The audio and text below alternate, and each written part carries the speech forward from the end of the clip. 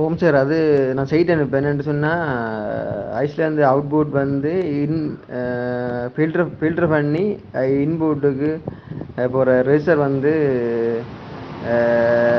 தடை கூட இருந்ததால் அது சரியான முறையில் வேலை செய்யலை. கொஞ்சம் தடையை குறைச்சி போட்டேன். Okay sir. சவுண்டை எடுத்துட்டேன் சார். ஆனால் சவுண்ட் குறைவாக இருக்குது சார். நான் எல்லாம் பார்த்துட்டேன். நான் சவுண்ட் வால்யூம் அதிகரிக்க முடியலை. சப்வூஃபர்லேருந்து இது 2 மிட்-ரேஞ்ச் வரைக்கும் அதே மாதிரி தான் சவுண்ட் இருக்குது. அதுக்கு பிறகு நான் நடங்கடைக்கு போயிட்டு அதே மாதிரி ஒரு மோட்ரு ஒன்று எடுத்து நான் இப்போ அது 2000 சொல்லி நான் குறைக்க மாட்டேன்னு தான். அப்போ நான் அதை எடுத்து இந்த ஃபேனில் போட்டு செட் பண்ணி கொடுத்துட்டேன். இன்றைக்கு அந்த நான் ஒரு 3 நாளைக்கு முதல் ஒரு டிடிஏ ஒரு மோனோ 2.5 ஹோம் தியேட்டரில் போட் ஒன்று எடுத்தேன் நான். இப்போ அது வந்து ஃபுல்லாக ஃபெயிலியர் ஆகி கிடந்தது.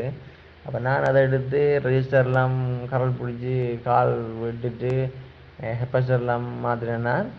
ஆனால் எல்லாம் மாற்றிக்கிட்டு ஐஸ் எல்லாம் போட்டு செட் பண்ணி எடுத்து நான். ஆனால் சவுண்ட் வர மாட்டேங்குது.